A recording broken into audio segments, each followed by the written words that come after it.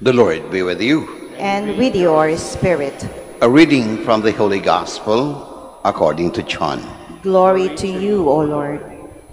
Standing by the cross of Jesus were his mother and his mother's sister, Mary, the wife of Clopas, and Mary of Magdala. When Jesus saw his mother and the disciple whom he loved standing beside her, he said to his mother, "Woman, behold your son." Then he said to the disciples, "Behold your mother." And from that hour the disciple took her into his home. The Gospel of the Lord. Praise to you, Lord Jesus Christ. Please be seated. My dear brothers and sisters, magandang umaga po sa inyo lahat. Alam po nyo, ang panahon ng Marso, Abril, Mayo, ay panahon ho yan ng mga graduation. Graduation sa elementary, graduation sa high school, sa senior high.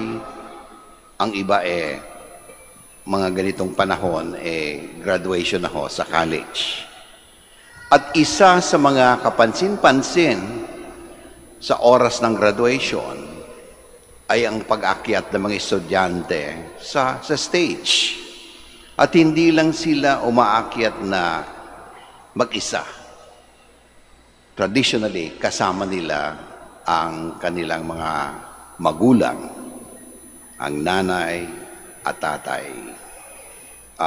Kung minsan nga, meron pang mga estudyante na dahil patay na yung nanay nila, idala-dala pa ang picture ng nanay sa pag-akyat doon sa stage para tanggapin ang kanilang diploma.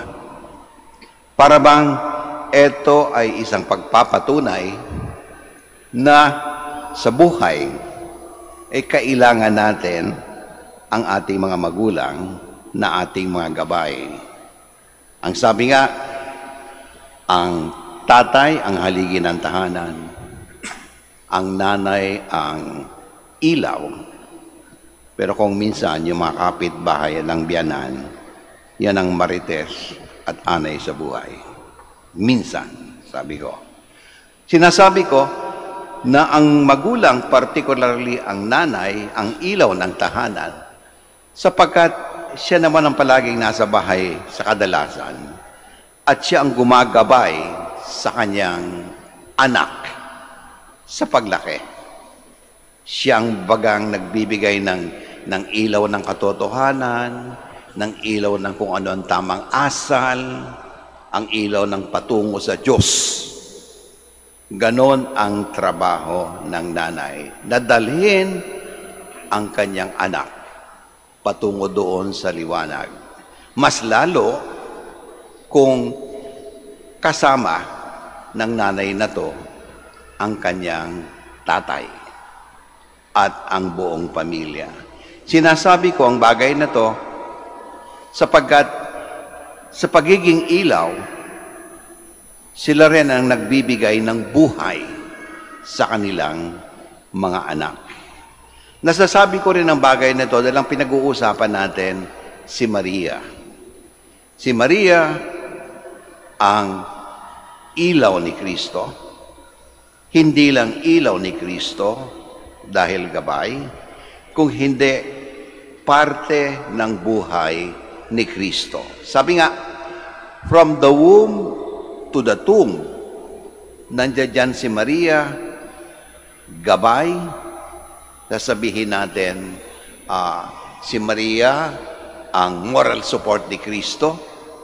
Hindi natin nababasa si Maria na kung anong pinagsasabi. Minsan lang nakita natin si Maria ay nag-intervene nang wala ng alak. No.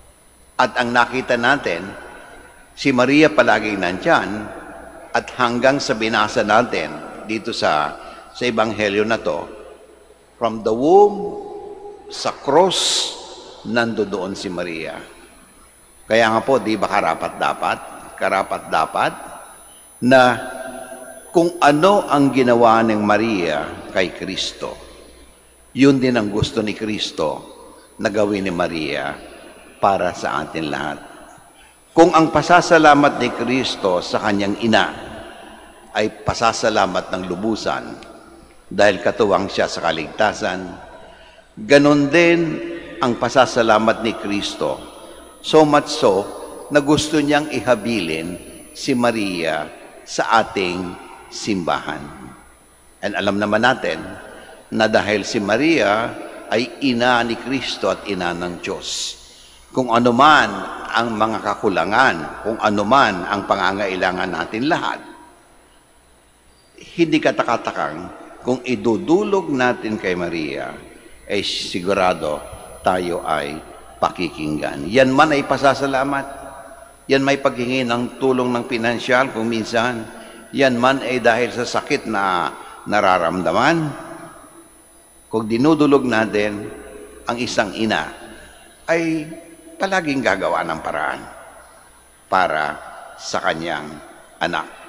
At kung tayo ay anak ng Diyos at ginawang kapatid ni Kristo at inihabilin si Maria sa ating simbahan, sigurado tayo na ang tulong na nandiyan ay palaging nasa kay Maria. Kaya nga po, nang si Pope Francis namatay, isa sa mga kahilingan niya na natupad ay ilibing siya sa isang simbahan na ang simbahan na yon dedicated to Mary. No, yung Maria Maggiore, na kung nasaan si Maria, ang tawag kay Maria, ang title kay Maria, Maria Salutes Rome. Ibig sabihin, siya ang Savior ng Roma. Siya din ang Savior ng buong mundo. Katuwang si Maria sa pagliligtas ng mundo. Ganon ang dalangin ni Pope Francis. Dinadalangin tayo lahat sa araw-araw. At sana naman, ganon din ang dalangin natin lahat. Na sana wag tayo magsawang humingi ng tulong sa Kanya. Tulong na talagang pangangailangan natin. Hindi kung ano-ano lang hinihiling natin, di ba? Dahil ang nanay, di naman ibibigay lahat kung kapritsyo lang ng anak eh. Ang ibibigay ng nanay, kung ano ang tunay na pangangailangan. Kaya nga po, lalo na sa panahon ngayon na moderno na, ibang pag-uugali ng mga bata, minsan, hindi lang maintindihan ng nanay nila na ang ginagawa pala ng nanay nila para sa kanilang kabutihan. So sa misa na to, iniaalay natin ang misa na to sa lahat ng mga nanay at sa lahat ng nagpapakasakit para sa kanilang mga anak at sa buong pamilya din na sa panalangin sa pamamagitan ni Maria maibigay sa atin ng Diyos ang landas ng tunay na buhay.